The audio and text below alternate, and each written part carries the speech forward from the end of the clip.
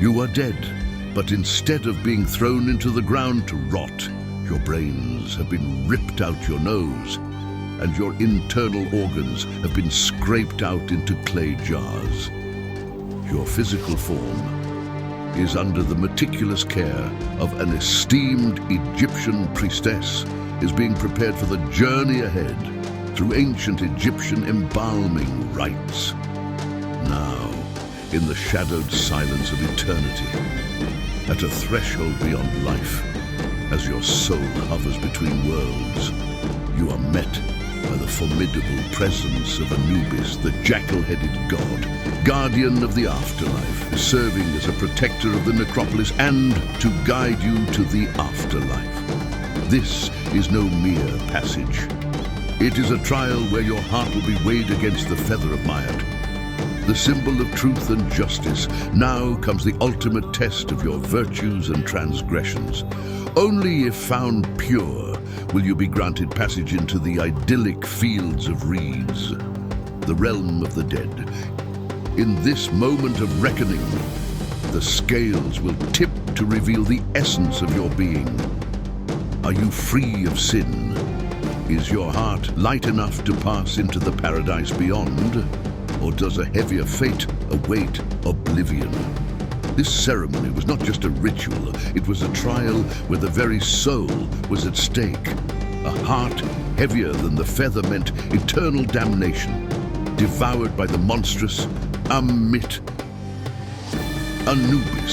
the arbiter of fate, stood as the final judge in this celestial court. Anubis was more than a mere deity. He was a symbol of the ancient Egyptians' complex relationship with the afterlife. His black fur, reminiscent of the fertile Nile soil, represented rebirth and regeneration. In ancient Egypt, jackals were often seen near cemeteries, scavenging shallow graves and digging into tombs. His depiction, either as a full jackal or a humanoid with a jackal's head, often clutching the ancient scepter, symbolize his dual role as both protector and judge. His name, derived from Ampu or Inpu, is intrinsically linked to the notion of decay and death.